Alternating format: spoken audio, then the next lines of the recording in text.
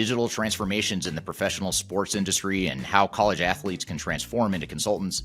That's just two of the topics we're going to cover here in episode 180 of Transformation Ground Control. Welcome to Transformation Ground Control. Ground Control.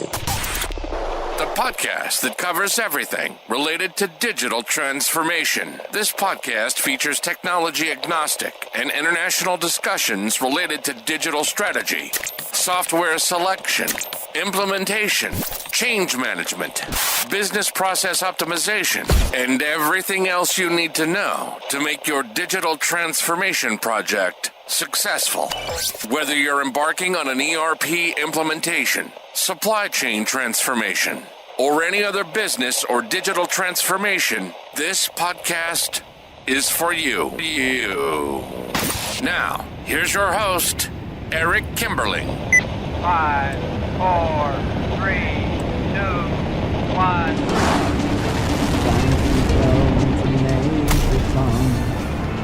Hello, welcome to episode number 180 of Transformation Ground Control. This is the weekly podcast that has everything to do with digital transformation, including the people, process, technology, and strategy sides of transformation. And it's also the tech agnostic view of digital transformation that you really won't find anywhere else. So I appreciate you being here today. We have new episodes that come out every Wednesday. You can go to transformationgroundcontrol.com to listen or watch on whatever platform you prefer. And you can also listen or watch the past episodes at that same website, transformationgroundcontrol.com. My name is Eric Kimberling. I'm your host today. I'm the CEO of Third Stage Consulting, an independent consulting firm that helps clients through digital transformations. And Third Stage is not coincidentally also the sponsor of this show, which is also produced by Major Tom Productions. My co-host is here with me again, as always, Darian Chwialkowski. Darian, thanks for being here today. Yeah, thanks for having me. It's kind of a fun episode we're going to do here today, especially for you, I would say, because you actually played sports at a very high level, much higher level than I did. I sort of tapped out, late in high school and didn't do much athletically after that. But you're still involved with sports today. So we're going to talk about transformations in sports. So this is going to be right up your alley here today. Yeah, exactly. Combining my two favorite things. Yes. And maybe for many of you listening, it's your two favorite things too. It's sort of the digital transformation in sports episode, because it's going to have a heavy sports theme here today. We're going to start off with some audience questions, which may or may not be related to sports, probably not related to sports, but just some general questions we've received on social media that we want to cover. But then when we get to our newsworthy topics, we're going to start off the sports theme by talking about the digital transformation at the Indy 500, the Indianapolis 500. If you like car racing, and if you consider car racing a sport, then you'll enjoy that conversation. We're also going to talk about how to stay relevant in the rapidly evolving tech industry and the sort of rat race, the arms race that's happening right now in the tech space.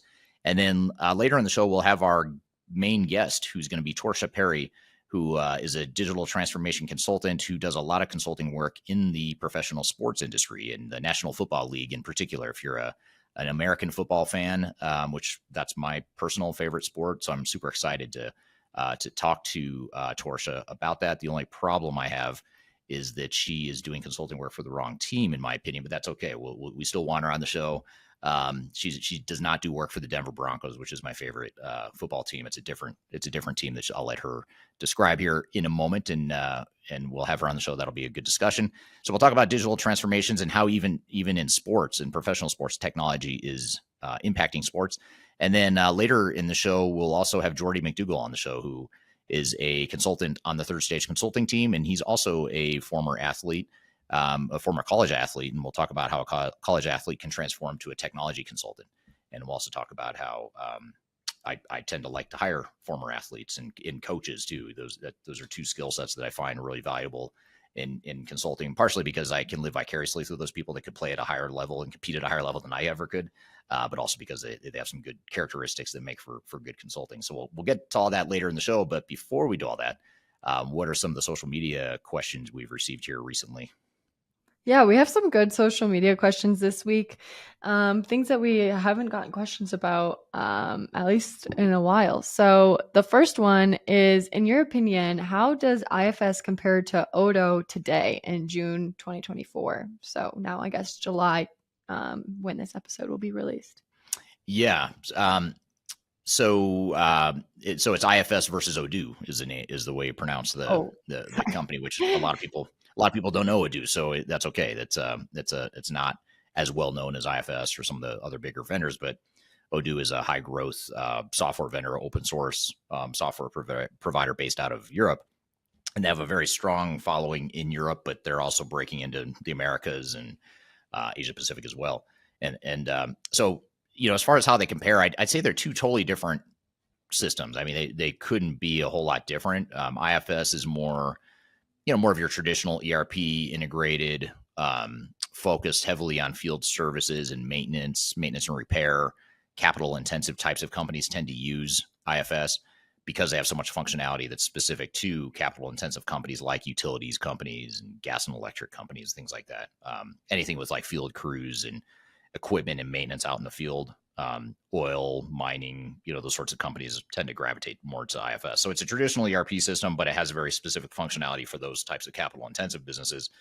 Odoo, I would say, is different in that it's much more, it's open source software. It's modular. It's more modular. So you can pick off just pieces of Odoo and deploy it throughout your organization, sort of like in a more of an agile approach to just not necessarily having to implement an entire ERP system. You can sort of start off with different pieces of it. It's generally going to work better for smaller and mid-size companies. And it provides a lot more flexibility, I'd say, than a product like IFS. But again, IFS is more scalable. I would say it's more suitable for large capital intensive companies. So totally different. I think they're both viable products depending on who you are as a company and what type of system you're looking for. They're both very good, but they're very different. And those are just some of the highlights of how they're different. Awesome. Yeah, maybe we'll have to do another YouTube updated on comparing them in a longer version or something in the future. But our next social question today goes back to Gen AI. So this person asked, I would love to know if there have been any visible impact of Gen AI. Where are the visible impacts? Where probable impacts? And where has it been tested and perhaps not paid dividends? Do you know the answer to this, Eric, or have any suggestions on this? I've been doing a lot of research on this and sort of digging into this topic a lot lately, just because it's Gen AI is such a fast moving thing right now. And so I've been trying to understand, even with our clients and even companies that are not our clients, I've been trying to understand at industry conferences and things, how are people actually using AI?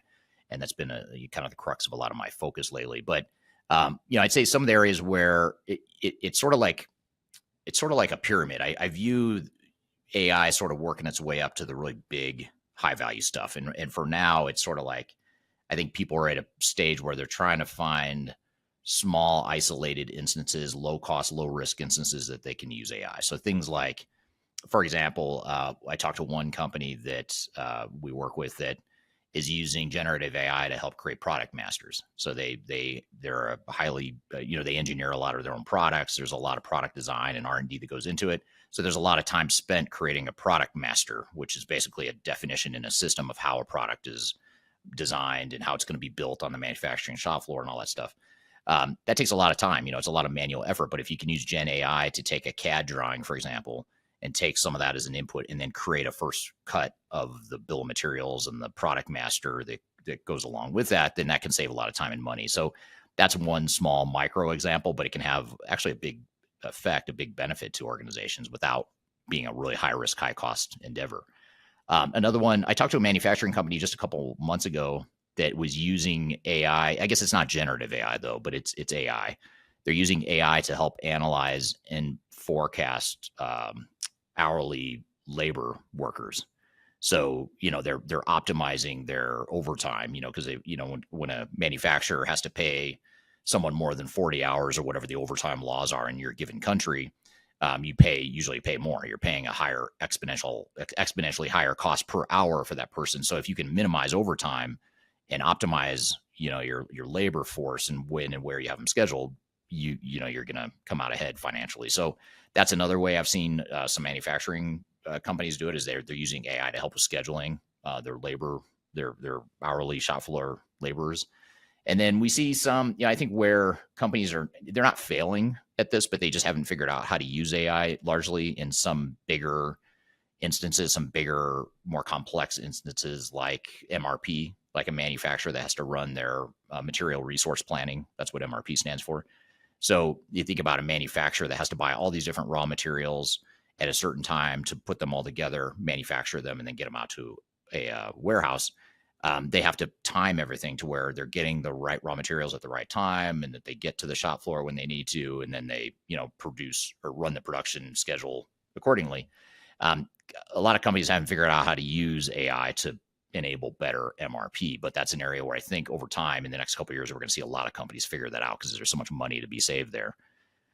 So much optimization that could be happening there. So those are a couple examples. I wouldn't say companies are failing at AI in any way, or I wouldn't say there's use cases where it's just not working. I'd say they haven't figured out. There's a lot of use cases that just haven't been tapped into yet because there's so many opportunities to use AI throughout an organization, and companies are just trying to kind of cherry pick some quick wins early on.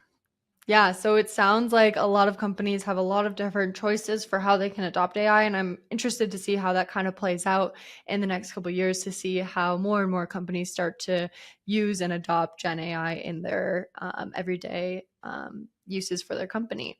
But I'm really excited to kind of dive into now the sports section and the newsworthy topics for today's podcast. Yeah. And just closing out the AI theme and just sort of echoing what you said, we'll have to keep an eye on how companies are actually using AI. And I'm sure we're going to continue to revisit that topic throughout future episodes of this podcast. But in the meantime, if you the listeners, if you have examples of where you're using AI or where you think you might start using AI within your organization, I'd love to hear your feedback. So just drop them in the comments or the chat of this podcast. If you don't mind, I'd love to hear your feedback. And then, yes, we are going to shift gears and get into the sports stuff, which I know a lot of people are listening, just wanting to get into the sports stuff. So we're the wait is over. We're going to get into that next. We're going to get into two newsworthy topics. One's about digital transformation at the Indy 500, the Indianapolis 500. It's a car racing organization in the United States, if you're not familiar. And we're also going to talk about how to stay relevant in the changing tech industry. And then later in the show, after we get through these two newsworthy topics, we're going to have Torsha Perry on the show. She's a consultant that focuses on digital transformations for professional sports teams. So we're going to talk about digital transformations in professional sports. And then later in the show, we'll have Geordie McDougall on the show. He's going to be on to talk about how a college athlete can transform to become a technology consultant. So be sure to stick around. We've got a lot more to cover. We'll be right back with more Transformation Ground Control.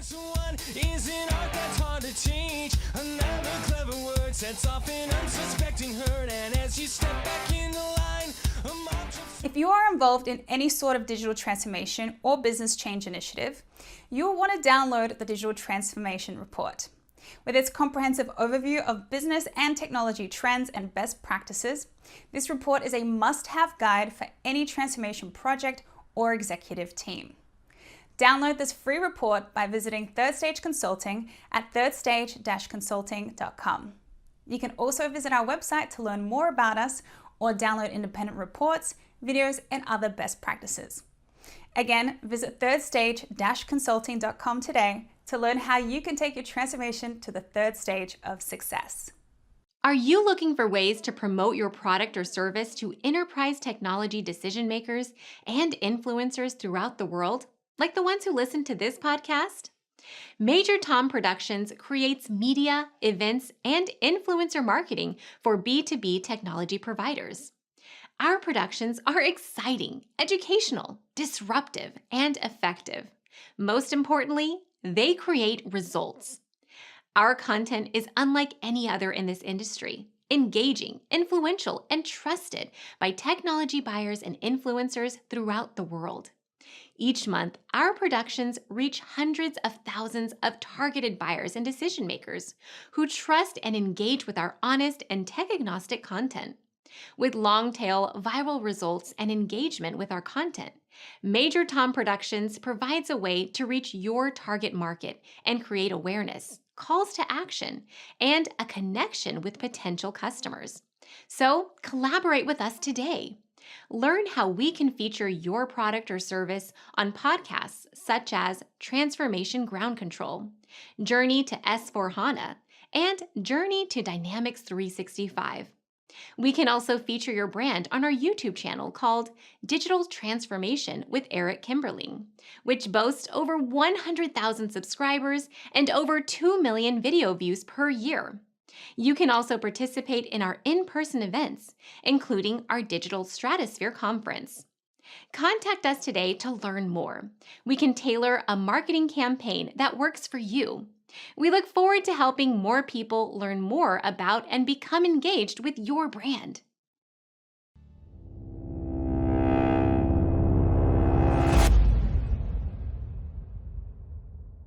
Welcome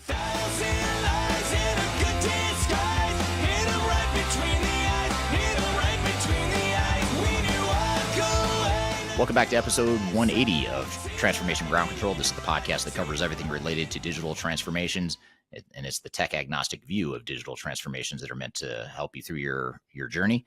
My name is Eric Kimberling. I'm the CEO of Third Stage Consulting. We're an independent consulting firm that helps clients throughout the world with their digital transformation journeys. I'm here with Darian Chwialkowski. And Darian, we've got some newsworthy topics. One's related to sports and one is not. What have you got in store for us today? Yeah, so we're going to start out with the sports ones first because I'm pretty excited about this. This is about the Indianapolis 500 and their digital transformation that they underwent and all the new kind of features that will be at the Indianapolis 500. So some of them feature an Indy car app. This is providing real-time race data, live timing, scoring, multiple in-view camera views, and exclusive content like live stream videos and race recaps to all of the customers or anybody who is using the app at the Indianapolis 500. They also have a media wall integration, which displays real-time race data on the YouTube platform, which can hopefully enhance fan engagement and interaction during the event live. They also have smart city infrastructure, which implemented AI-enabled technologies for better venue management, including AI-enabled optical detection for crowd trafficking and monitoring. They also have real-time decision support, which enabled faster decision-making through data analytics. And this is crucial, obviously, for racing during emergencies such as weather-related evacuations. Big part of this digital transformation is obviously to enhance fan engagement. So a lot of this is the new offerings that they offer detailed race schedules, driver telemetry, and custom push notifications in the car app to keep fans more connected with their favorite drivers and informed during the race. And then they have a couple other things, but I'll just touch on one more. The last one is they had some smart collaborations. Like I mentioned, weather, obviously they're outside racing, so weather can always play an effect to this. So they collaborated with entities like the National Weather Service and Homeland Security to ensure comprehensive event management whenever the event is taking place to help the fans know when things are going to occur or when is best situations or delays or anything like that. To hopefully have the best experience overall for this entertainment that people are going to get. So I think overall, these advancements just collectively transform the Indianapolis 500 into a more immersive and efficiently managed showcase, basically, that hopefully will be better for the fan engagement overall. I want to kind of take this and learn about, okay, so this is what Indianapolis 500 implemented with their digital transformation, but how do you see advancements like this in the entertainment industry, excuse me, specifically change the game for other forms of entertainment, like whether it's horse racing or concerts or any other form of entertainment similar to racing or other sports games that people go to for that? Yeah, it's a good question. And I think what's interesting about this whole episode and all this theme that we're touching on with digital transformation in sports is that a lot of organizations listening might view digital transformation as something that's like a back office thing. You know, we're going to automate our accounting and our finance and our inventory management, all this stuff that customers don't directly see. Whereas in sports and everything you just described, it's more of like the customer experience and how do we provide more of a dynamic customer experience. And you know, a manufacturing company isn't going to have the same, the same need to have cameras everywhere while the guy on the shop floor is making products. Although maybe, there'd be a subset of people to be interested in seeing their product being made real time on the shop floor, maybe. But it does. Good idea. We may not, we may not go to that extreme, but there's still an opportunity to really think about customer experience. What can we do as an organization that makes sense for our customers to provide a better experience, whether it's providing them better visibility or proactive communication on the status of their order. Who knows, maybe pictures and videos of their order being produced. Maybe that would be something that'd be interesting to depending on what the product is, of course. I, for example, I think about like my kids, they love to go to the Nike website and custom order shoes. You know, they'll pick the colors and whatever and make their own custom shoes. I could see a lot of value if like a cool customer experience would be like if you could get a little quick video or a picture of the shoes being made, you know, so you may not get the shoe for another 2 weeks, but if you could see a picture of it or something, get an email automated sent to you, that might be a cool customer experience. So there, you know, that's just one brainstorming idea, but there's ways that, you know, maybe there's ways that manufacturers, unless, you know, sports is kind of sexy and entertaining and exciting and it reaches the masses, not every company has that same appeal, but there's ways you can maybe borrow some of these ideas, some plays from the playbook, if you will, from the sports industry to figure out how we can make for a better customer experience. So I think it's really interesting, something that we can apply to our other industries as well, I would think. Yeah, absolutely. I agree. I think it'll be interesting to see how maybe entertainment is the industry that really leads in innovating different ways for the customer experience to be better, whether that's at a sports game, a race or a horse racing, a concert, any form of entertainment. Maybe they will be a little bit more innovative to the customers first. But then, like you said, how can other industries really take what the entertainment industry is doing and start to apply that to their own company in their own creative ways, which I think can even be applied to companies like yours, like Third Stage Consulting. How can we create a better interactive customer experience using technology and everything like that? I feel like there's definitely some different creative ways to show companies a little bit more and get a little bit more personal, I guess, with them too. Yeah, exactly. You know, anytime you touch a customer, there's an opportunity for you to increase or improve the customer experience. And maybe there's ways you're not touching the customer now that you could be using technology. So I think that's all stuff that's worth thinking about, not getting too caught up, you know, not get overly caught up in the back office stuff that you have to do, but you know, you don't want to lose sight of the customer experience either. For sure. Yeah. I know that Torsha will talk about this further once she comes on the show later, but I want to transition into our second newsworthy topic of the day, which is really talking about how to stay relevant in this rapidly evolving tech industry that seems to be changing every single week. I mean, we talk about, I feel like, something new that's coming out or something new that's happening every week on this podcast. So this article really addresses the concerns of becoming absolute due to rapid technology advancements and offers practical advice to tech professionals. The key points include staying updated to tech news, monitoring job openings to understand the industry trends, engaging in continuous learning through online platforms and conferences, networking to build professional relationships, and actively seeking out new opportunities to expand skills, such as volunteering for projects within your organization. I want to get your perspective as somebody who is a founder and CEO of a tech consulting company.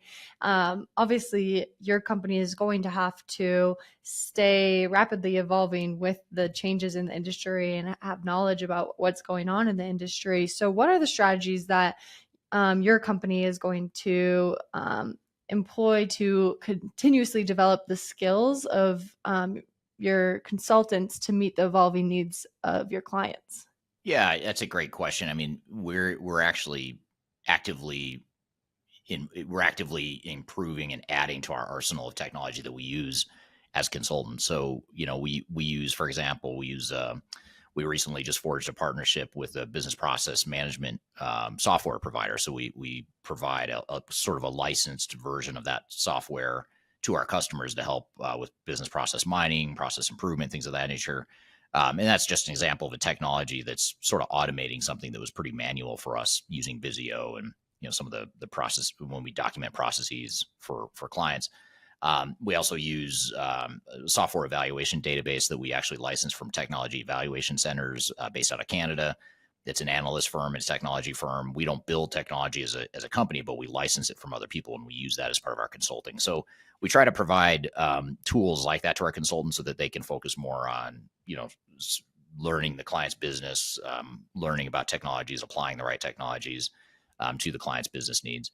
And then, of course, you know, we're always trying to find ways to make sure that our team stays up to speed with emerging technologies like AI and that sort of thing. So just providing internal training and knowledge sharing and case studies and things like that is something we actively do as well. Yeah, for sure. I mean, that's all great stuff. But what advice would you give to tech professionals looking to future-proof their careers and stay relevant in today's tech consulting landscape? Well, I think certainly just keeping up with the trends in the tech space and reading about, what's happening in the tech space. I think that alone, if you follow technology publications and podcasts like this and, just constantly educating yourself is one thing as it relates to technology. But, the good thing about technology consulting or just being in the technology space is that, yes, technology is changing faster and faster every day. But the one thing that's not changing is, you look at the fundamentals of how a company goes through change, the process improvements and the organizational changes and the program management required to manage a digital technology initiative. Those things are fairly static. And if you can get really good at those things, it doesn't matter how fast technology changes, you still have those fundamental skills.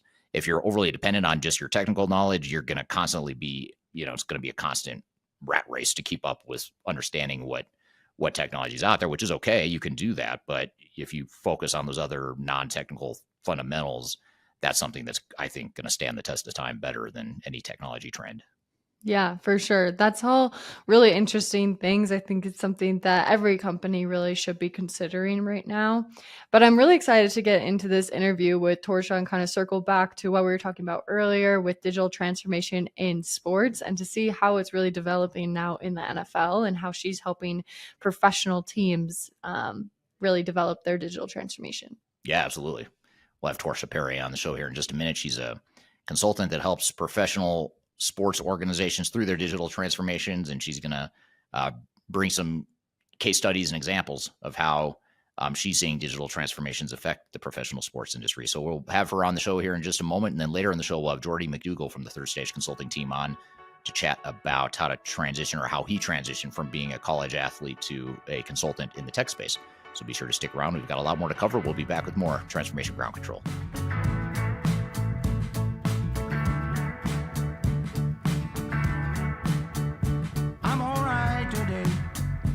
I recently published my first book. It's called The Final Countdown, Strategies to Reach the Third Stage of Digital Transformation. And I wrote this book because I really wanted to find a concise way to share some of my knowledge around digital strategy and how to get started on a digital transformation journey. So in this book, I cover 3 different sections. I cover the people, process, and technology aspects of transformation, with the idea that it's meant to be a starting point, a launching pad for organizations and team members that are going through digital transformations. So I encourage you to buy this book. You can get it electronically, you can get it paperback, or you can get it in hard copy as I'm holding here in front of you. You can get it by going to thefinalcountdown.com. You can also search for it on Amazon if you shop at Amazon. Otherwise, just go to thefinalcountdown.com. Love to hear your feedback on this book as well. So I hope you check it out and hope you enjoy. I'm excited to share our newly released 2024 Digital Enterprise Operations Report. This free download is available on the Third Stage website at thirdstage-consulting.com. This report is truly packed full of technology-independent and agnostic insights for your project to ensure that you're strategically optimized for success. Download your copy today with the QR code in front of me or visit our website for more details.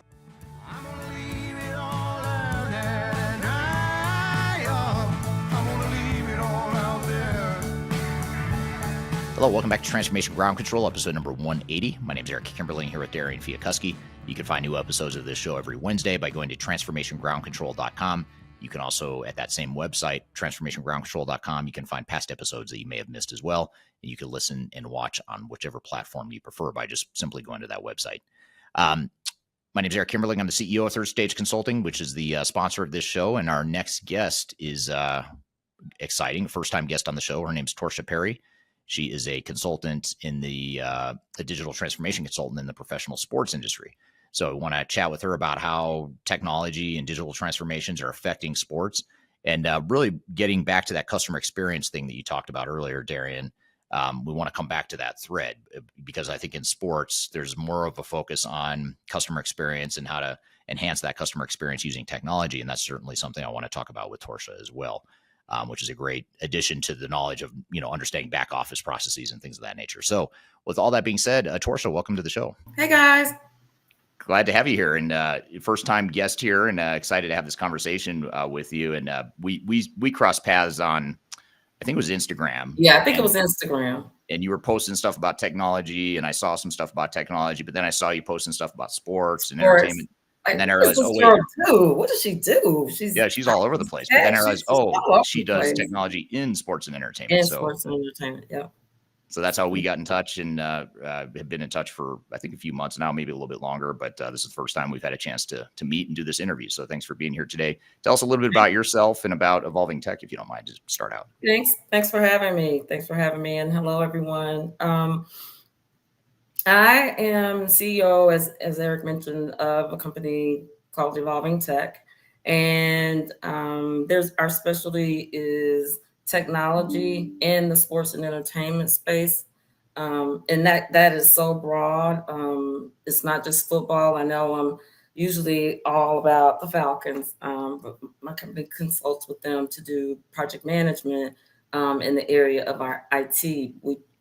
We manage the book of business in Arthur M. Blank Sports and Entertainment. We just manage that book of business from a portfolio management perspective. So projects can range from, something with Atlanta United, it's not just American football, or events like a Taylor Swift concert that's being held at Mercedes-Benz Stadium, or looking at data analytics to look at fan experiences and engagement, sports performance as well. We know training camp is coming up. There's a lot of tools that can be used for that as well. So the portfolio can be all over the spectrum. Yeah, very cool. It's a nice little niche, and I've never actually met anyone that's in that niche. So it's cool. I'm excited to dig into this and learn more about what you do and sort of what your experience has been, and also how.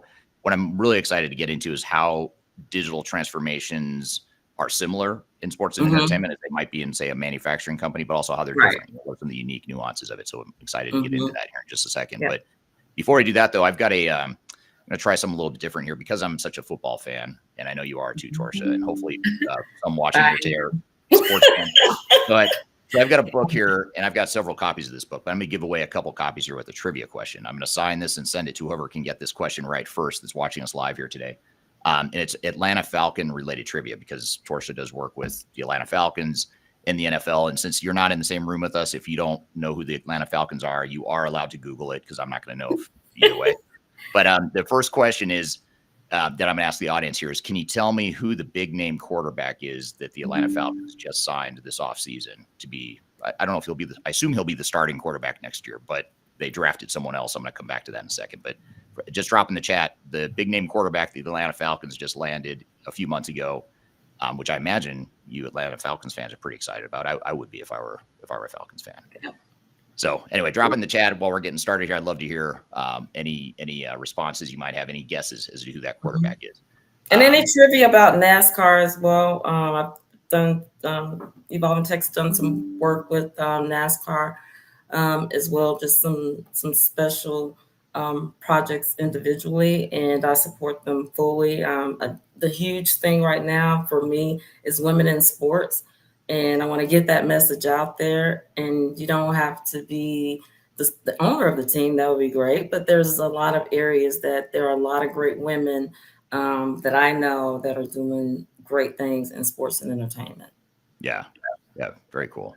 Well, speaking of women in sports and entertainment, let's start with you and find out what tell us about some of the work you do. I know you just described a little bit in the introduction of Evolving Tech and what you do, but maybe tell us a little bit about, what is that, the type of work you're doing. Can you maybe expand or elaborate on that a little bit? Right. So from a portfolio and project management perspective, it really needs to stay fluid. So for example, if we've got an event that is coming up, the technology team that does all of our, technology work, or if it has to do with transforming something in that arena, like doing data analytics, fan engagement, as I mentioned earlier, sports performance, any of that.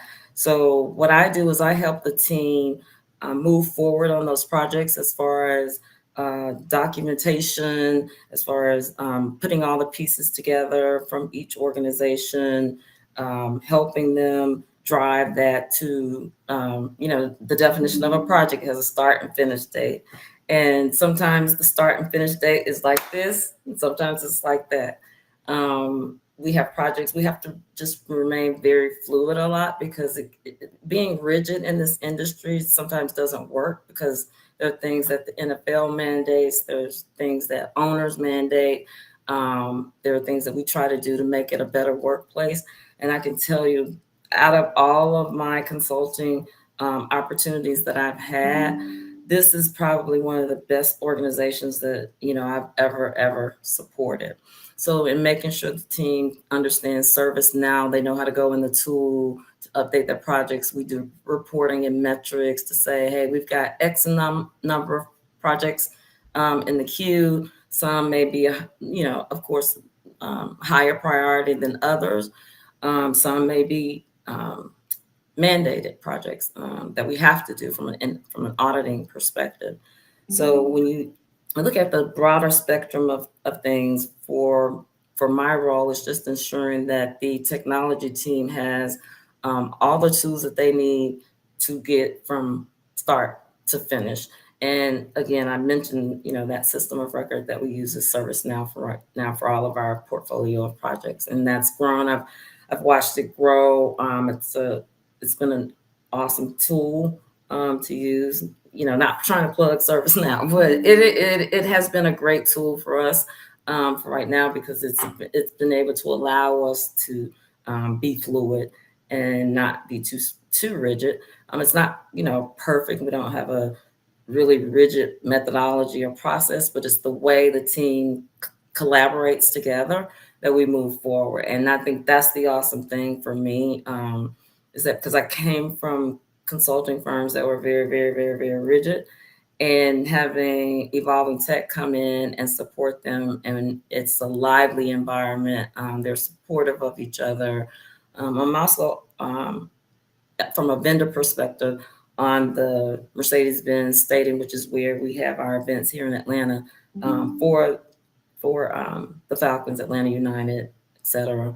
I'm on the Diversity and Inclusion Council, and that's really fun. They really care about inclusion of everyone. This has been a rough time, and as everybody knows, it's been a rough season, and so as far as culturally and in the world, so we're trying to do a great job at just being inclusive of everyone. Yeah. If that makes sense.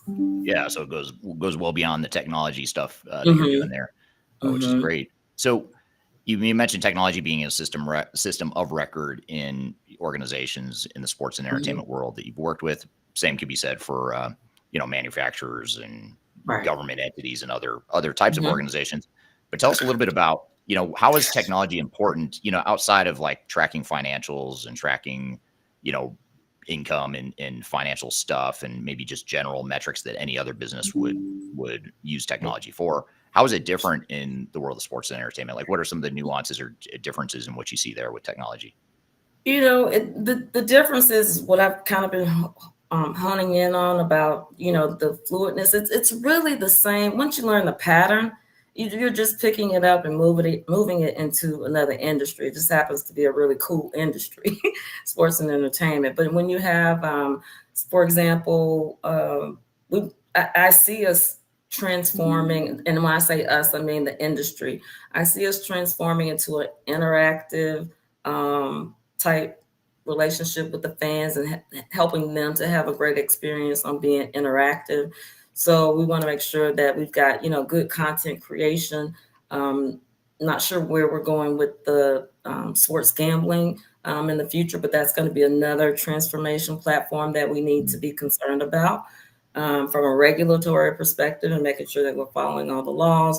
We want to keep the fans in their seats to watch the game, of course, but we also want it to be, this is my Evolving Tech's view of it. We have to keep it interactive and fun and move towards that space.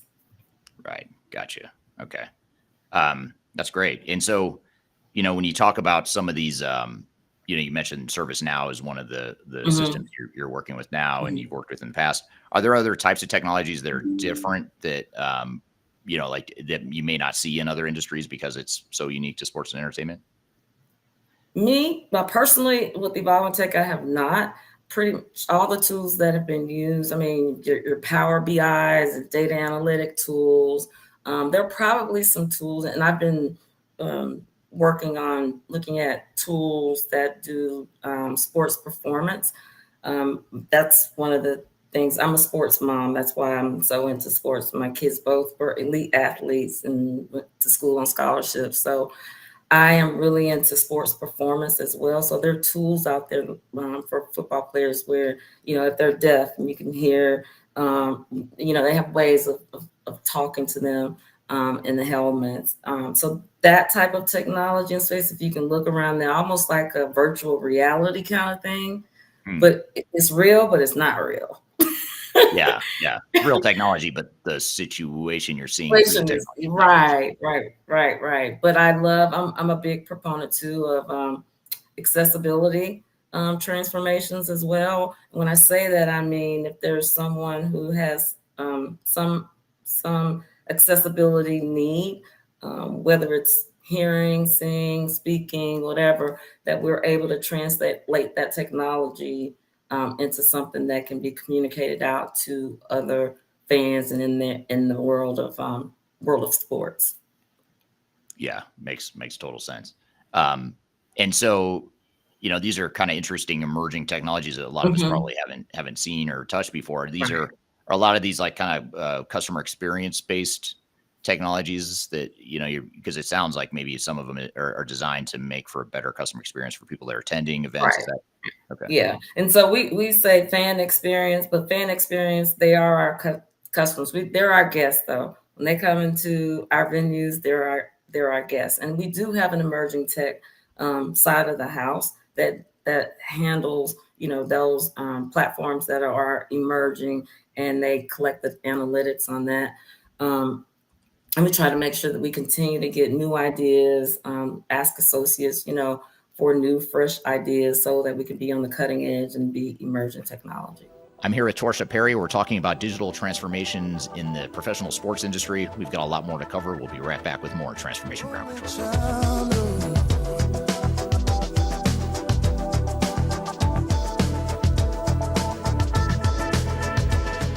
People oftentimes ask me how I built such a strong social media following on YouTube and LinkedIn and Facebook and other outlets. And the fact of the matter is it took me a long time to build a following through a lot of trial and error, making a lot of mistakes. Had I known that there were companies out there that could help me build my brand, I would have done that a long time ago. I didn't know that, but the good news is that there is today a consulting firm that will help you through building your own personal brand through some of their training programs. The company is called Roloff Consulting, and if you're familiar with Emma Roloff, she's someone that I've had on this podcast before, and she's well known in the digital transformation space as well as the sales space, and she's big on TikTok, YouTube, and LinkedIn. And she and her husband have started a training course and a training company that focuses on helping people build their personal brands and helping them to sell themselves digitally. So whether you're a salesperson that's trying to reach more customers or you're an individual that's just trying to build your personal brand, that's something that they help with through their training programs. And they've offered listeners of this podcast a free 5-day LinkedIn challenge. And I encourage you to check it out. I've included a link below for this podcast. If you go to the podcast notes, you'll find a link that gets you free access to this 5-day challenge where you'll get step-by-step guidance. You'll get real results. So you'll get some tangible results from the program. And you also get a special offer at the end of it. So it's exclusive to listeners of this podcast. Be sure to check out the link below if you want to work on building your personal brand, or if you're in sales and you're trying to reach more people, whatever the case may be, check it out. It's free to listeners of this podcast. You can check it out via the link below. Interested in working for a company that truly values your unique skills and experience? Here at Third Stage, we don't hire based on resumes alone. We look at the full candidate, experience, and willingness to provide excellent service for our clients. Within a technology, independent, and agnostic consulting firm, you have the opportunity to learn across industries with a diverse group of clients. Our consultants also have the opportunity to diversify their portfolio and learn across technology systems. If you're interested in joining a high-growth entrepreneurial organization, please reach out to us at work@thirdstage-consulting.com.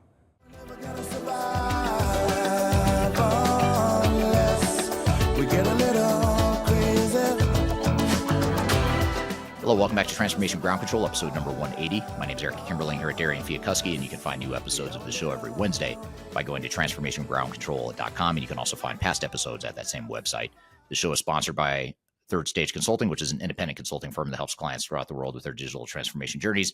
And I'm here with Torsha Perry, where we're talking about digital transformations in the professional sports industry. In sports, and maybe not so much in entertainment, but in sports, winning and losing is a thing. Obviously, there's a focus on preferably winning. And how does that culture of winning and performance and that sort of thing, how does it affect, or does it affect digital transformation and digital strategies and the way you use technologies in the organizations you consult to? That's a great question. We're always having to in the industry, this is not team specific, but in the industry, depending on your season and how you're doing, we're always wanting to stay on that cutting edge. And just say, for example, if you're having a losing season, you want to think of things that will bring the fans back, because this is a business. So we're in the business of, gaining resources. So we want to make sure that we keep the fans coming back, we keep them engaged. They're a huge part of the success of the organization, even when it comes to technology partnerships that we have with other technology companies like myself or an AT&T, where we want to get fans in the experience from that perspective. Telecom companies,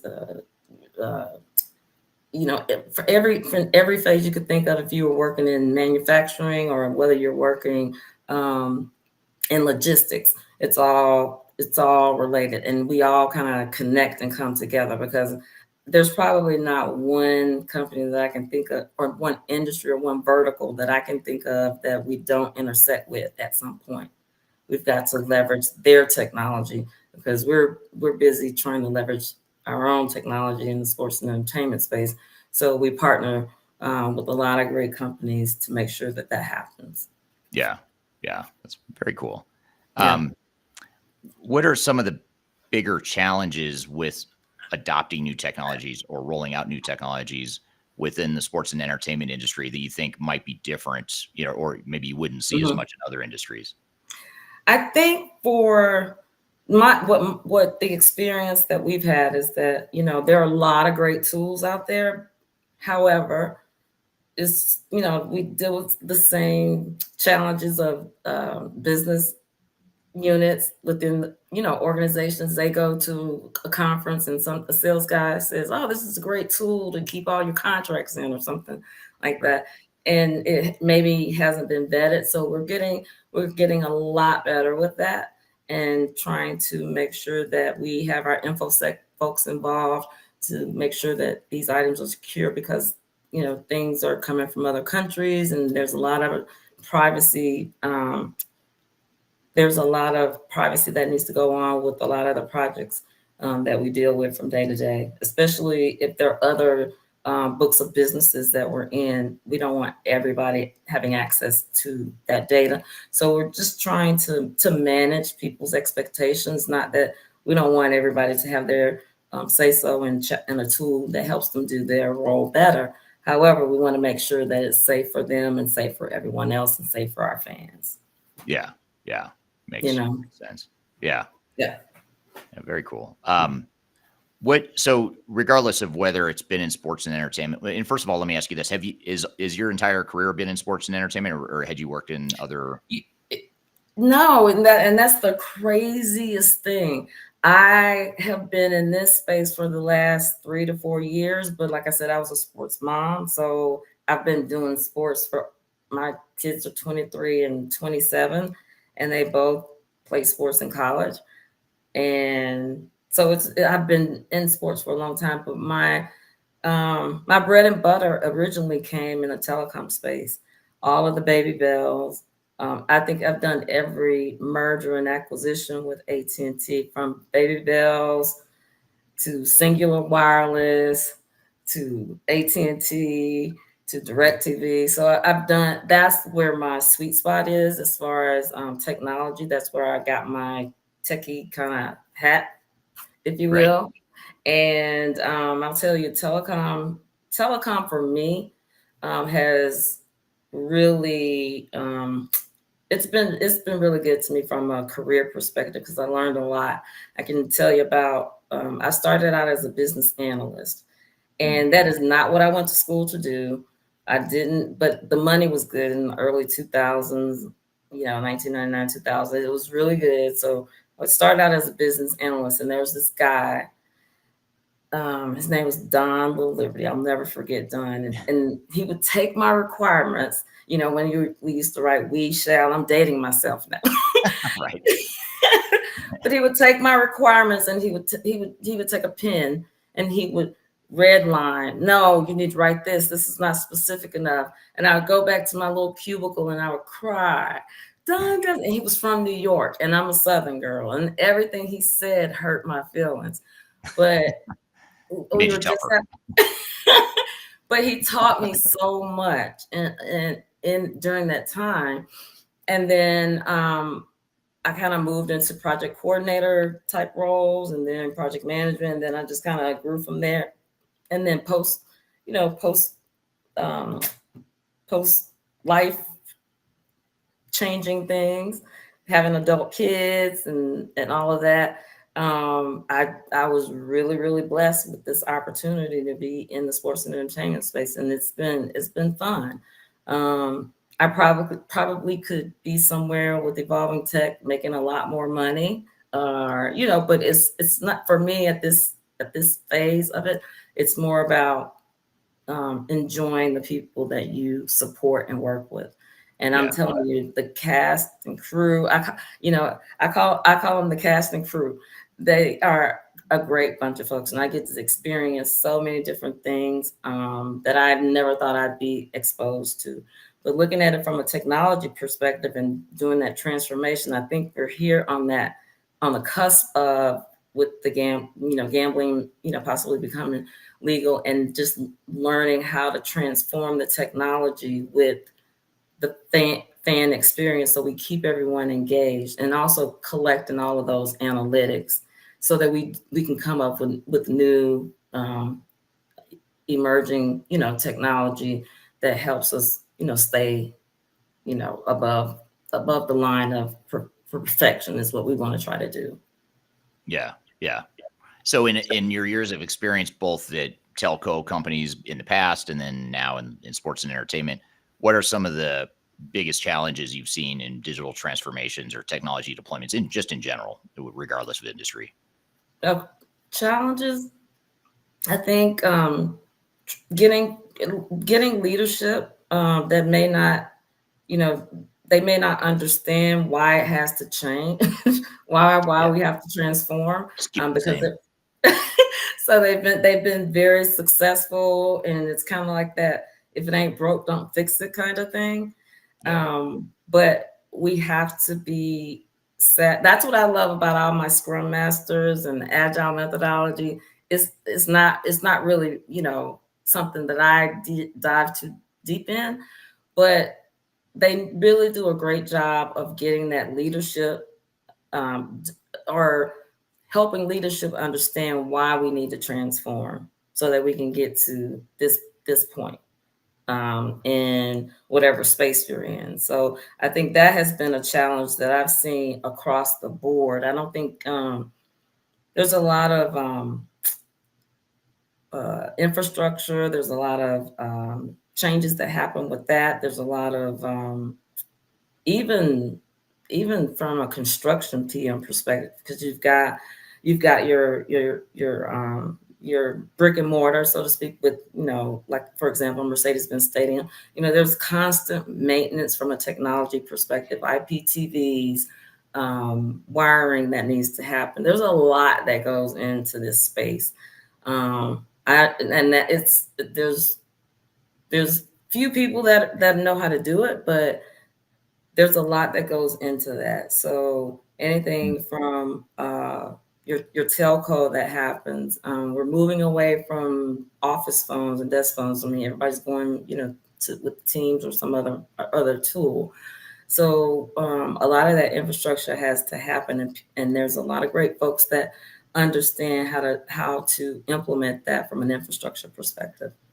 Yeah, yeah, and when it comes to implementations, then, I mean, what do you think are the most important aspects to be successful? When you're going through these projects now in sports and entertainment or any other industry you've worked in, I mean, what have you found to be those repeatable keys that no matter what situation you're in, you need to do? You need to do it. I mentioned the analyst story what I was telling you about, the guy that redlined all of my requirements. Don.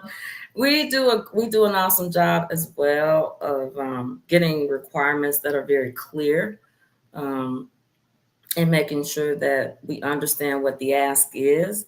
Mm-hmm. We understand what if that truly is a need and it needs to be prioritized appropriately. But we do a really good job of doing analytics work and analysis work so that we understand what the rest of the team has to do to pull that all together.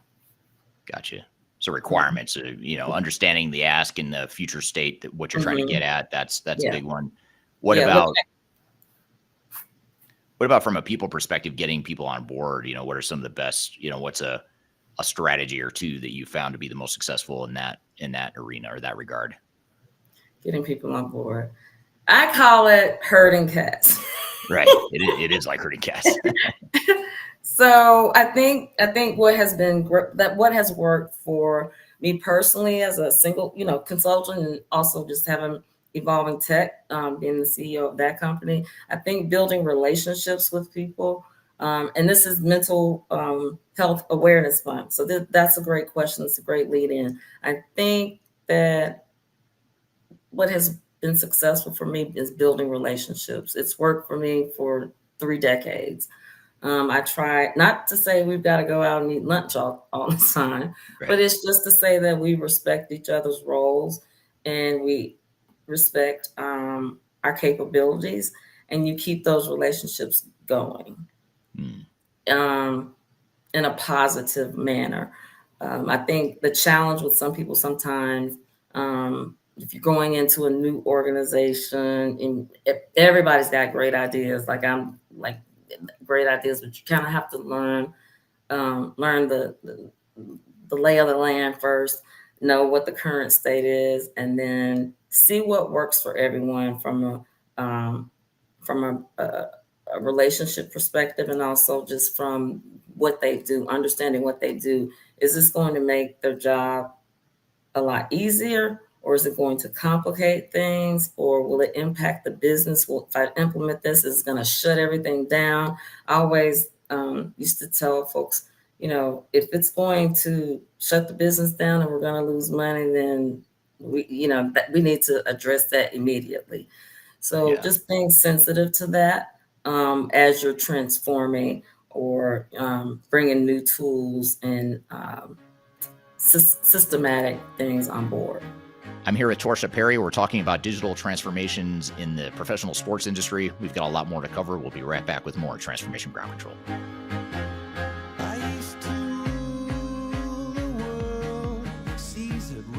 Hi, this is Eric Kimberling with Third Stage Consulting, and I want to invite you to join our annual tech agnostic conference called Digital Stratosphere.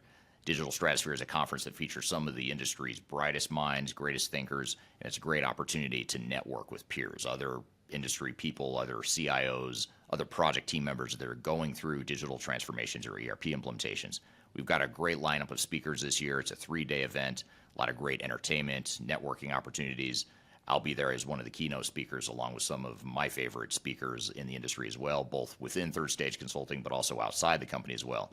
So I encourage you to check it out and learn more. You can go to stratosphere2024.com to learn more about the event. You can see the agenda, the way it's shaping up, and you can see some of the past testimonials of people that have attended.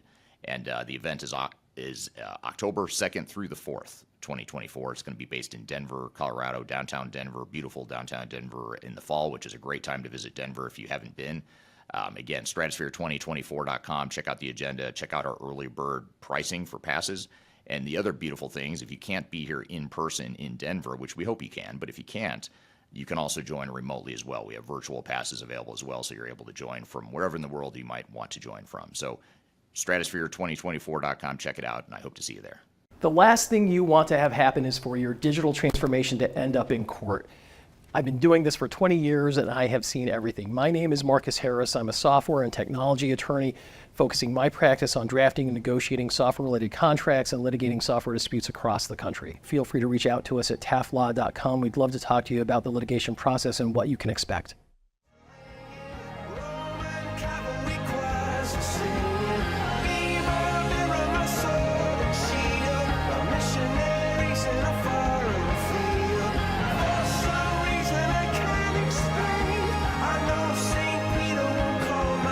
Hello, welcome back to Transformation Ground Control, episode number 180. My name is Eric Kimberling here at Darian Chwialkowski, and you can find new episodes of the show every Wednesday by going to transformationgroundcontrol.com, and you can also find past episodes at that same website.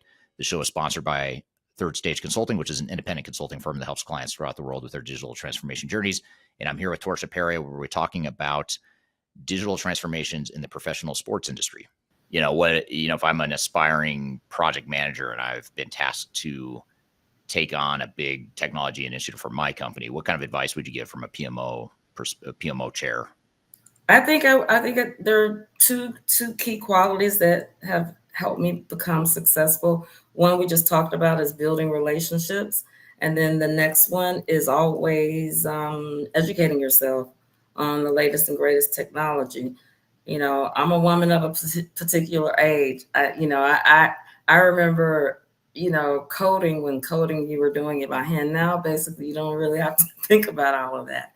But just staying on top of the technology, I think you don't have to know it. I'm not a developer. I always tell people, I know enough to be dangerous.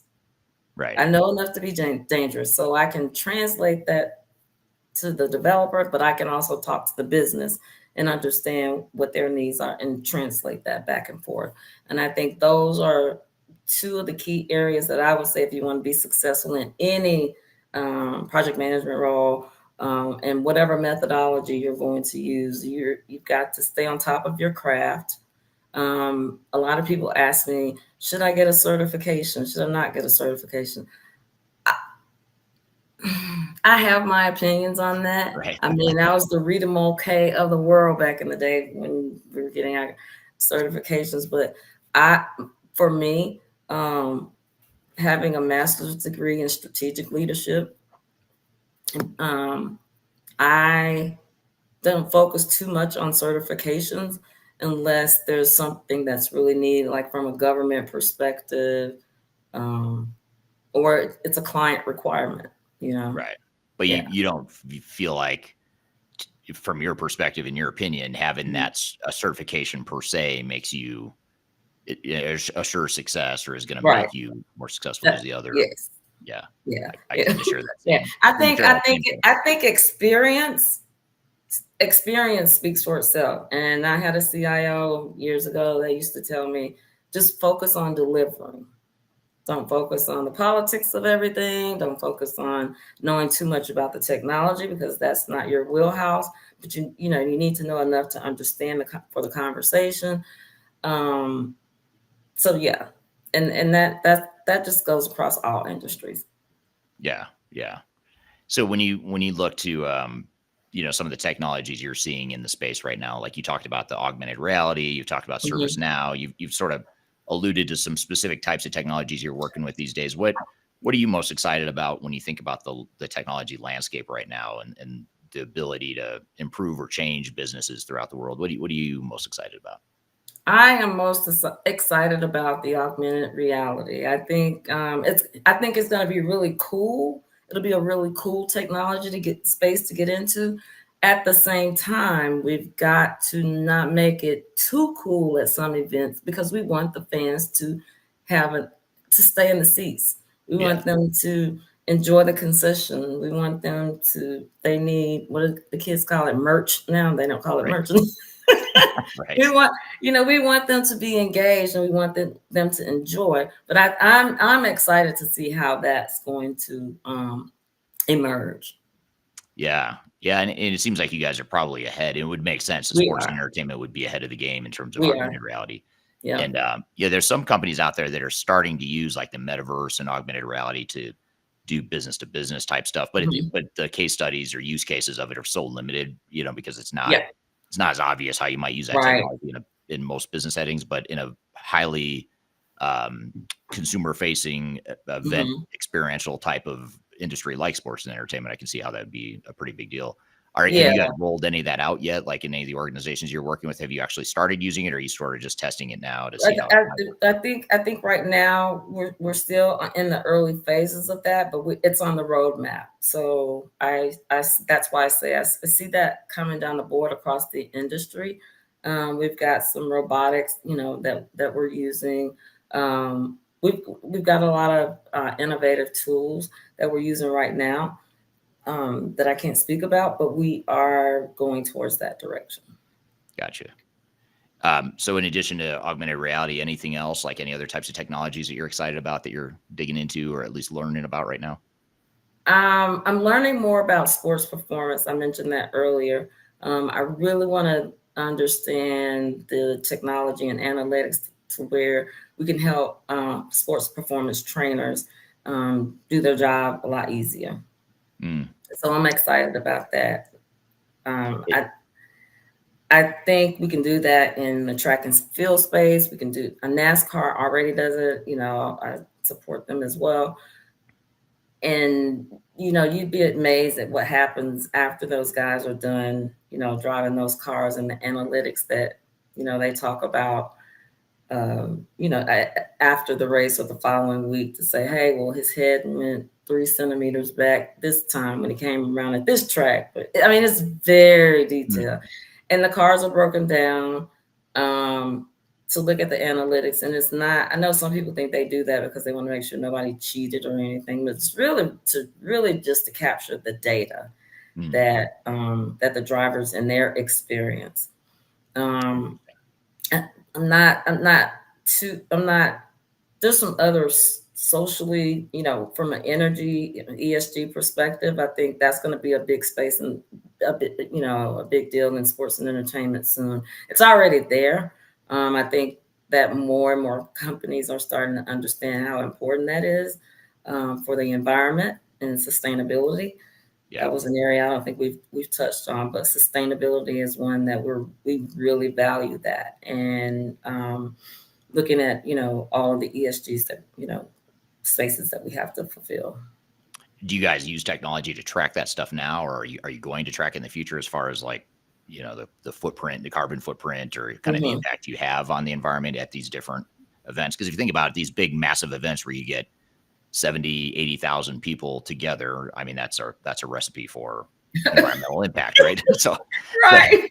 So, Yeah, we are very, very aware of it. I haven't worked on any specific projects in that space in the sports and entertainment space, but I am actively involved in sustainability in some other areas. And I brought up NASCAR because that triggered the sustainability. And talking about, maybe one day we move towards hydrogen and we get technology, that relates to hydrogen cars versus, oil and gas. Yeah.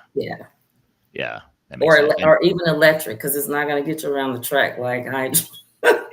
Yeah, exactly.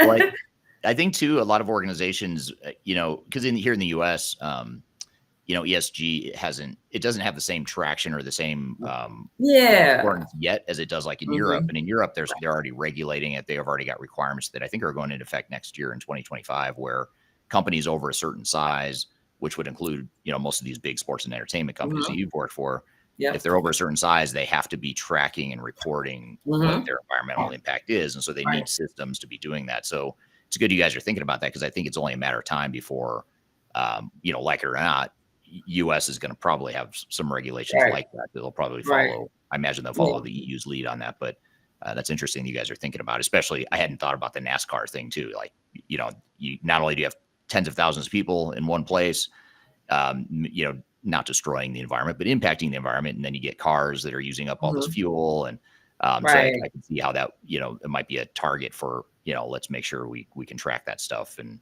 show improvements and all that good stuff. Right. So we have at Mercedes-Benz Stadium there's we recycle, we try to do as much as we can in that space, and there's I'm sure there's a whole bunch of really smart people that know all about ESGs. I just went to a conference a few weeks ago with another business or another partner, and it's amazing how much information is out there. I don't think people really understand how important reducing your carbon footprint is, but it's true. It truly does impact the environment. And I'm glad you said it that way, because I don't want people to look at it as we're, hurting the environment, but it is impacting the environment. So we just need to change a few things that really aren't that big of a deal. It's just being aware of our carbon footprint. Yeah. And putting back into, again, the ESGs. I'm here with Torsha Perry. We're talking about digital transformations in the professional sports industry. We've got a lot more to cover. We'll be right back with more Transformation Ground Control. Just tell me what you've got to say to me. I've been waiting for so long to hear. I'm excited to share our newly released 2024 Digital Enterprise Operations Report. This free download is available on the Third Stage website at thirdstage-consulting.com. This report is truly packed full of technology-independent and agnostic insights for your project to ensure that you're strategically optimized for success. Download your copy today with the QR code in front of me, or visit our website for more details. Hi, this is Eric Kimberling with Third Stage Consulting and your host of Transformation Ground Control. I want to encourage you to read our Guide to Organizational Change Management. It's a free report or free guide that we published. It's one that I actually wrote that talks about best practices and lessons learned as it relates to change management. So as you know, on this podcast, we cover a lot of stuff related to the human sides of change, organizational change management, including training, communications, org design, all kinds of stuff as it relates to change management. So if you're trying to learn more about change management, or you're looking for more direction and ideas on how to get started on your change management strategy and your overall journey, be sure to check out this guide. You can read it by scanning the QR code on the screen in front of you, or in the links below for this particular podcast episode. You can find a link to take you to the page that will allow you to register to go ahead and download that and read it for free. So be sure to check it out. It's the Guide to Organizational Change Management, written by yours truly. I hope you enjoy it. Let me know what you think, and hope you enjoy the rest of this episode.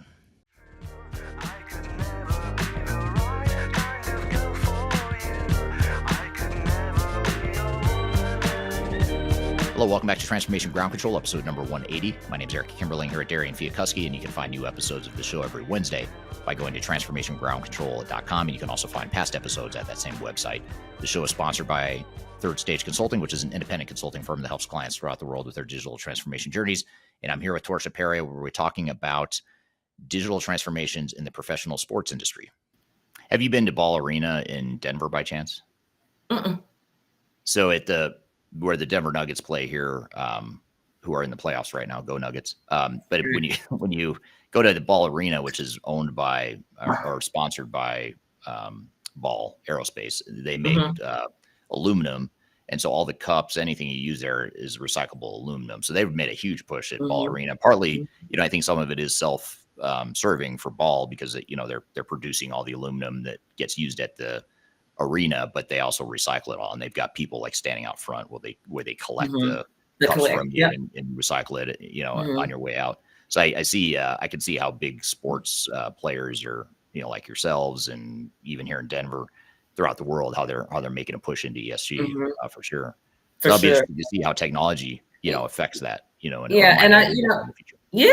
I really want to see how we pattern that the European pattern right now, and how the states either mimic that, or there's some tweaks that we have to make here and there here in the States. But I think we've got a good model from Europe.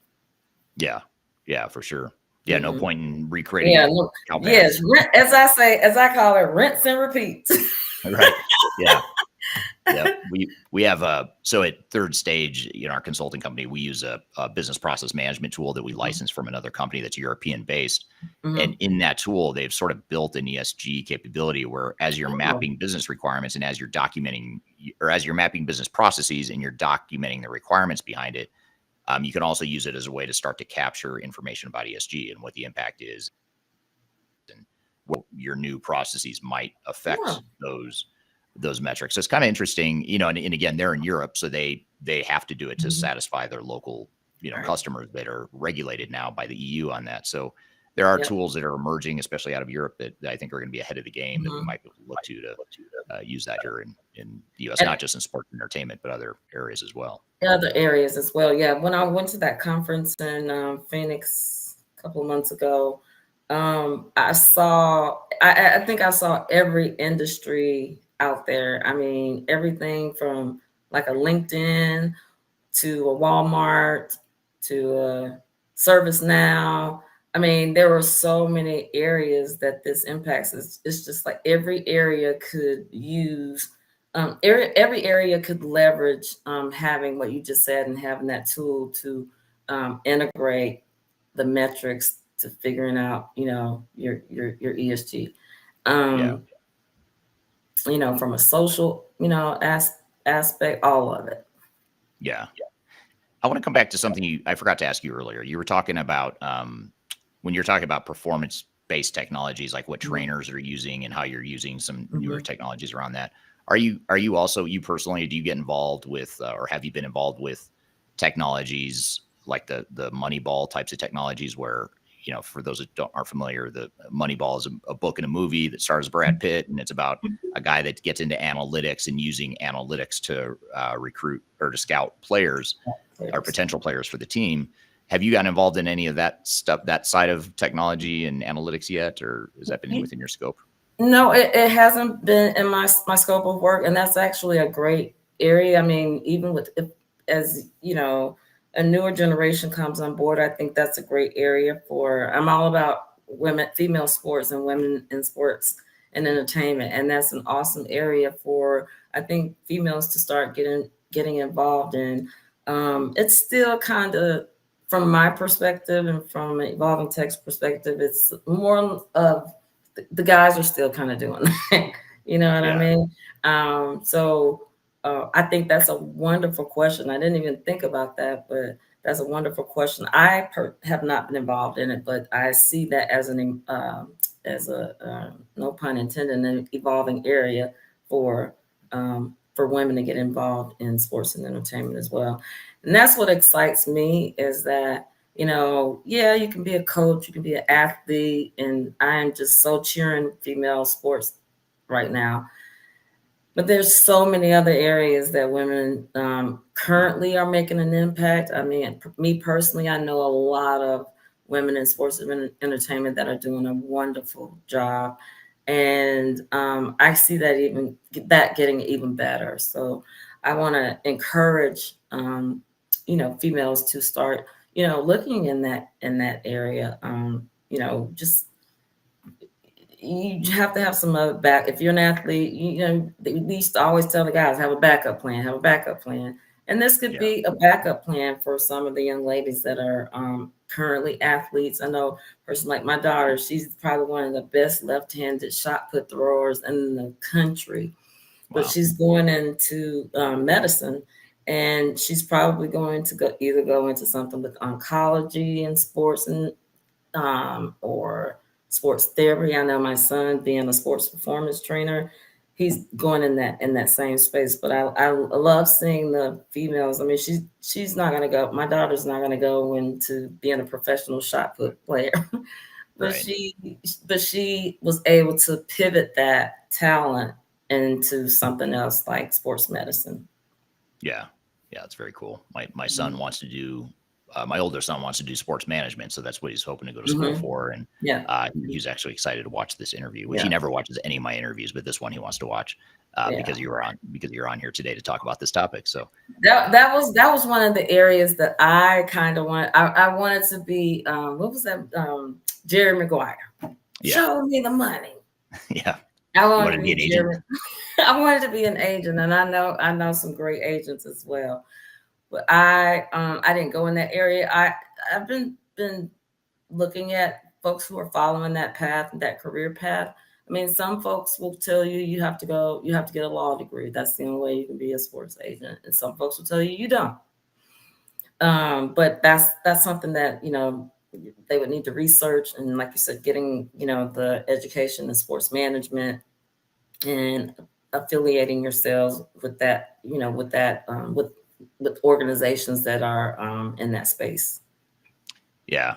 It makes you were talking about women in this space. Agent is another, as I know you're saying, you kind of toyed with that idea, but it actually, as you said, I was like, that's a good idea. A woman agent, I feel like, not to stereotype, but they might be better negotiators than men because They are.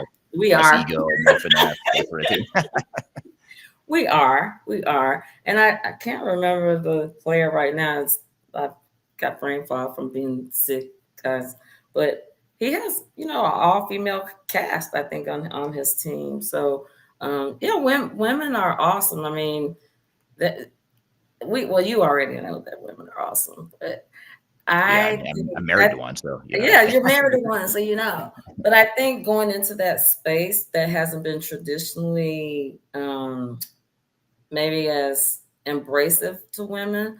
I think now it's just very exciting to see women being embraced in that area, and accolades are going out to them for being very successful and doing such an awesome job in that space, not just from the athlete's perspective. I mean, we got to have our athletes, we know that, but there's so many things that happen behind the scenes, such as what Evolving Tech does, that, a lot of folks aren't aware of. Yeah. Makes total sense. So just as sort of a capstone or a wrap up of all the stuff we've talked about so far, what advice would you have for teams or individuals that are on a project team that are going through digital transformations or just getting started on some sort of technology journey? What are the most important first steps or pieces of advice you'd give to them? I would say make sure you understand the current state. Just understand the current state, and then start building those blocks. And I'm breaking it down for folks who are listening to this that may not know the terminology in the industry. But you learn that current state, and then you move into your future state. I think sometimes we get too bogged down into this emerging tech, and we just want to implement things. And I know I'm the person that wants to fail fast. If I'm gonna fail, I'm gonna fail fast and keep it moving. But I think we do need to take some time to groom and understand the current state so that we can move to the emerging tech side and the digital transformation side. Yeah. I think that's key. Yeah. Fail fast. So taking more of that agile Yeah. approach, don't overthink it. Don't overthink I mean, you it. do want to plan, but you don't want to plan But for years and years. and trust me, I'll be planning something forever if I was allowed to. So I have to really manage that. But to me, in my experiences, understanding that current state and understanding it quickly, it has been more successful than over planning something. Yeah. Makes sense. Well, that's sound advice. How can people connect with you, learn more about you, learn more about your company? What are the best ways to stay in touch with you? My website is evolvingtechworld.com. And then on social media, I am Evolving Tech. So just reach out to me on Instagram or any of the platforms, and or go to the website, send me an email, Torsha.period@evolvingtechworld.com. Cool. All right. Sounds good. Well, thanks for being here, Torsha. This is really fun. Thanks for. Yeah, it was a lot of fun, and I appreciate you being here today. No problem. Thank you. And thank you for all that you do in the digital transformation space. I just really want to say that I haven't met you in the physical, but I've bounced so many ideas off you on tools and processes and how do you think this should be handled. And you've been just a wealth of knowledge. You're like a walking chat GPT. Oh, nice. might be the nicest compliment I've ever gotten. So thank you. I appreciate One that. of my good friends, she calls me a walking motherboard, but you are a walking chat. What a good duo though. Motherboard, ChatGPT together. I mean, Yeah, like we can do it conquer all. the We can world. rule the world. Exactly. So yeah, I just wanted to say that before we ended the session and say I really thank you and thank you for your contribution. I know a lot of times the IT stuff isn't the sexy part of things, but you in the world that we work in and we maneuver in, you're awesome. Oh, thank you. I appreciate that. That's very kind of you. And I appreciate you being here. I mean, it's people like you that add all this content and knowledge, and I'm just learning from you. And now when I go do another video, I'll take some nuggets that you've given me today and everyone will give me the credit. So really they should be giving you credit for some of the stuff that I'll talk about in the future. So, all right, good stuff. Thanks, Torsha, again, for being here today. Good conversation and a topic we haven't covered before in the past as it relates to technology in sports and entertainment. So interesting that Darian and I want to chat more about it. So we're going to debrief on that here in just a moment. And then we'll bring on our next guest, Geordie McDougall, who's going to be on talking about how he made the transition from being a college athlete to a tech consultant. So we'll talk about career related stuff with him and continuing with that sports theme as well. So we're going to take a quick break. We'll be right back with more Transformation Ground Control.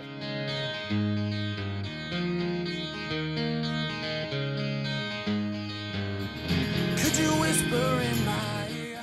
If you are involved in any sort of digital transformation or business change initiative, you will want to download the Digital Transformation Report. With its comprehensive overview of business and technology trends and best practices, this report is a must-have guide for any transformation project or executive team. Download this free report by visiting Third Stage Consulting at thirdstage-consulting.com. You can also visit our website to learn more about us or download independent reports, videos, and other best practices. Again, visit thirdstage-consulting.com today to learn how you can take your transformation to the third stage of success. Hi, this is Eric Kimberling with Third Stage Consulting, and I want to invite you to join our annual tech agnostic conference called Digital Stratosphere. Digital Stratosphere is a conference that features some of the industry's brightest minds, greatest thinkers, and it's a great opportunity to network with peers, other industry people, other CIOs, other project team members that are going through digital transformations or ERP implementations. We've got a great lineup of speakers this year. It's a 3-day event, a lot of great entertainment, networking opportunities. I'll be there as one of the keynote speakers, along with some of my favorite speakers in the industry as well, both within Third Stage Consulting, but also outside the company as well. So I encourage you to check it out and learn more. You can go to stratosphere2024.com to learn more about the event. You can see the agenda, the way it's shaping up, and you can see some of the past testimonials of people that have attended. And the event is October 2nd through the 4th, 2024. It's going to be based in Denver, Colorado, downtown Denver, beautiful downtown Denver in the fall, which is a great time to visit Denver if you haven't been. Again, stratosphere2024.com. Check out the agenda. Check out our early bird pricing for passes.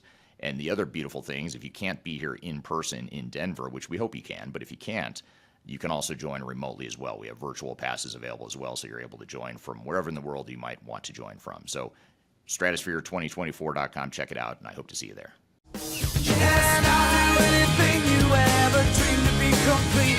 Yes, of nothing that's Hello, welcome back to Transformation Ground Control, episode number 180. My name is Eric Kimberling here at Darian Chwialkowski. And Darian, we just had Torsha on the show, and we talked about digital transformation in professional sports, more specifically the National Football League in the United States. What were some of your thoughts and takeaways from that conversation? Yeah, I mean, overall, I thought it was such a good conversation. I think it was such an interesting conversation, all the different things that are developing in the professional sports world with technology and how it's going to evolve in the next few years too. I'm really excited to see that. I want to know, what was your most unexpected thing that you learned about how the NFL is using technology or digitally transforming right now? Well, I think it was just the almost hyper focus on customer experience. I mean, I honestly, I thought coming into the conversation with Torsha, we would talk more about like back office stuff, you know, how the finance and accounting might work, or maybe I was also thinking about the angle of the Moneyball angle. If you're familiar with that movie and book Moneyball, it's about how baseball, I think in professional baseball, they would use analytics to figure out who the good players and teams are and stuff like that when they were recruiting players for teams. So I was kind of thinking that's where my head was. So it was interesting and sort of surprising that we talked so much about customer experience, and I just didn't realize how much money and time the NFL is investing in that. And based on what you said in the opening segment too about the Indy 500, it sounds like the NFL is not alone. There's other professional sports leagues and organizations throughout the world. They're investing very heavily in customer experience. So I think that was probably the most eye-opening part for me. Yeah, for sure. I agree. I think it's super interesting to hear how they're truly trying to make the fan experience the best experience possible. So then when people come to the games, they have a very positive, futuristic almost experience that is truly entertaining. That besides for just the football game or for any other sport that you go to, it becomes more than that. And you overall just want to keep coming back because of how good the experience maybe is overall. And I think that's super cool to learn that they are investing so much time and energy and money into their fans, because obviously fans probably provide just as they invest their money, they invest their time into these sports teams. So it's nice to see them investing it back, I guess. Yeah, absolutely. I know you asked Torsha what advice that she would give to teams wanting to digitally transform, but I want to know from your perspective, what advice would you give to maybe teams that are looking to digitally transform as well? Well, I think the number one thing, whether you're talking about, a team in sports or whether you're talking about any team in any organization in another industry, my advice would be the same, which is, really focus on what it is you want to get out of your digital transformation. It's clear from talking to Torsha that the NFL, for example, the National Football League and the sports franchise that she's doing consulting work for now has a very different priority and a very different focus with their digital transformation than a lot of manufacturers or a lot of, government entities that we work with. So I think just making sure you have a clear vision of what it is you expect technology to do for your organization and then doubling down and really honing in on that and focusing on that, I think is probably the biggest advice I could give.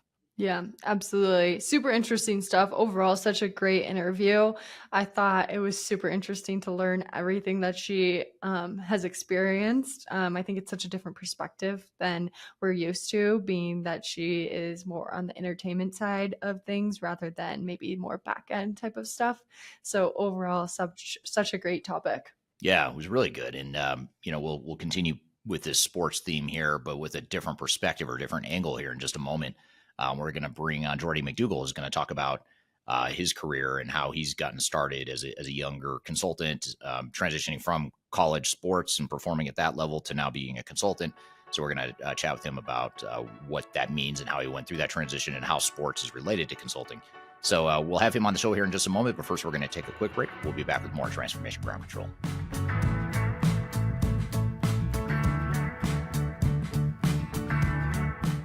Are you looking for ways to promote your product or service to enterprise technology decision makers and influencers throughout the world, like the ones who listen to this podcast? Major Tom Productions creates media, events, and influencer marketing for B2B technology providers.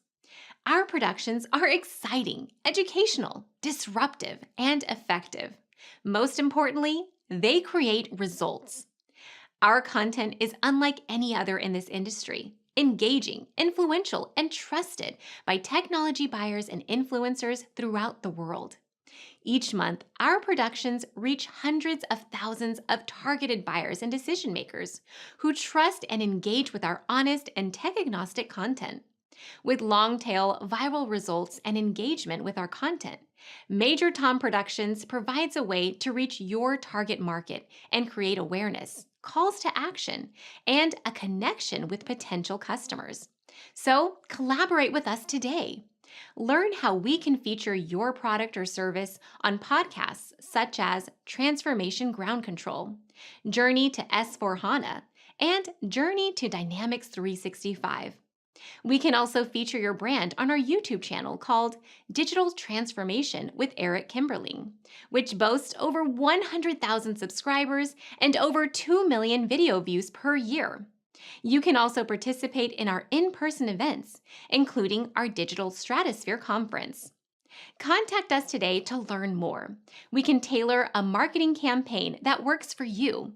We look forward to helping more people learn more about and become engaged with your brand.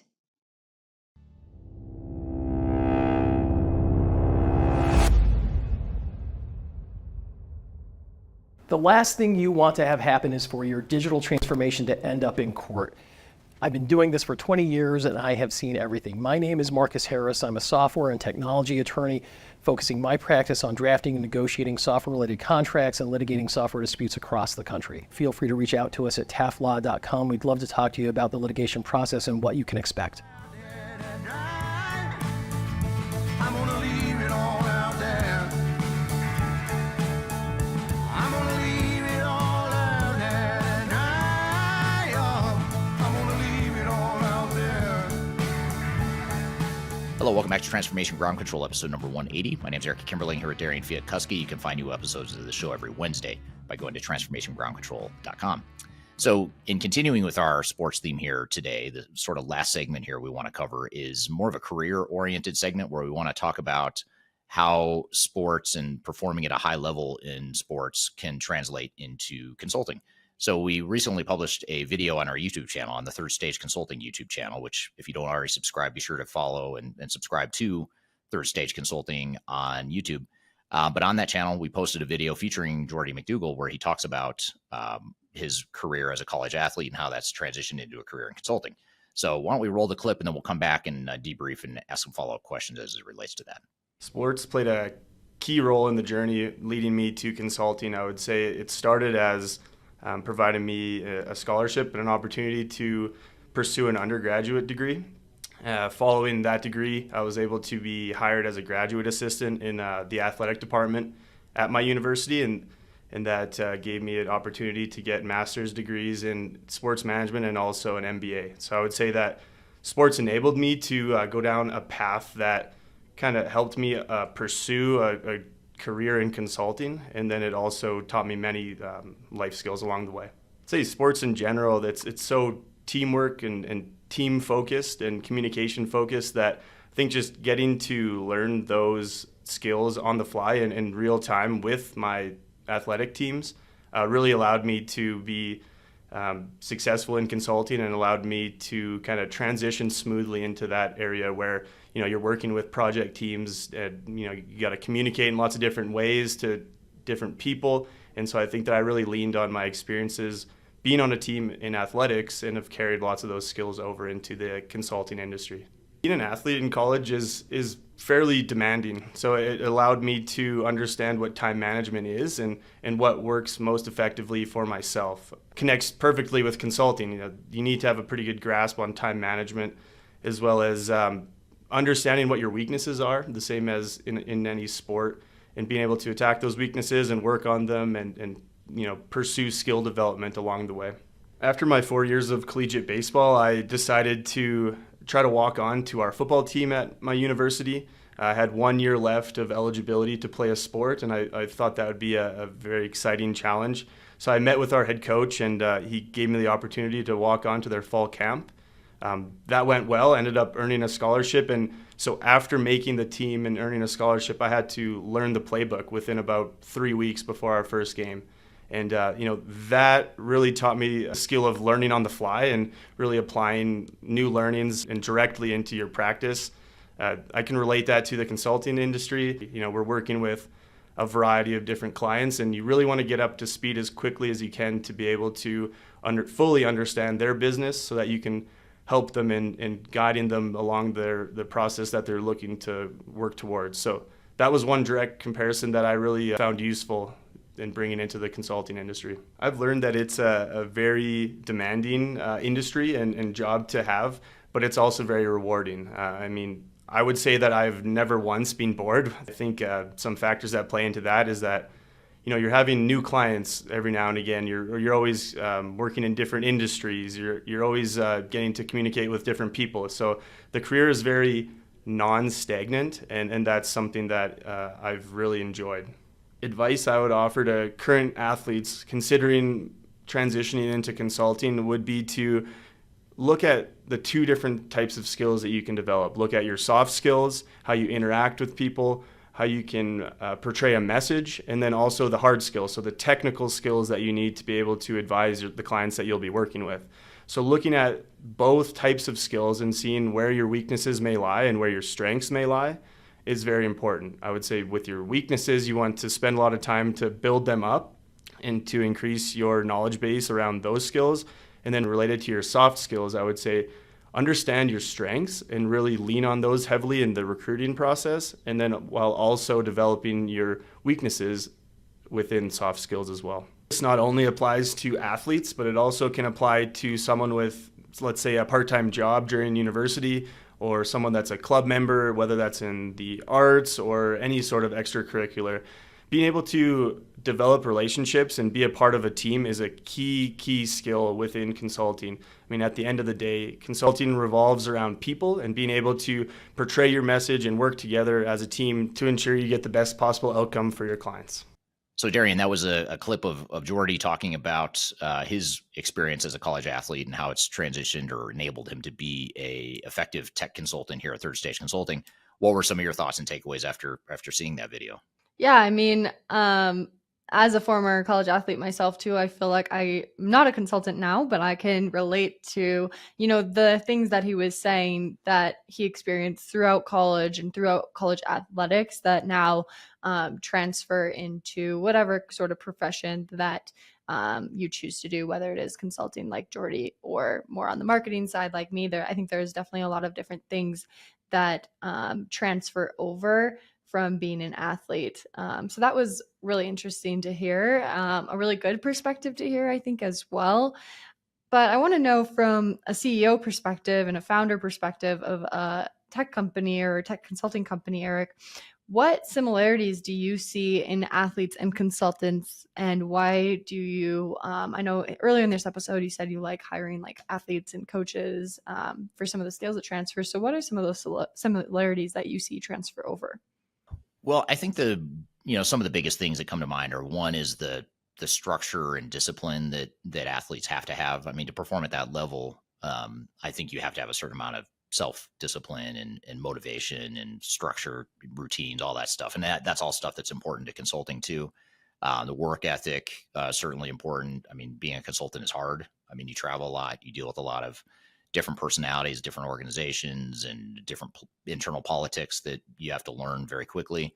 So it's a lot of pressure. It's a lot of hard work. And I think someone who's been an athlete and is used to hard work, they're used to grinding it out and used to getting their hands dirty and getting kicked every so often, kicked in the gut every so often. I mean, that sort of mentality, I think, helps in consulting.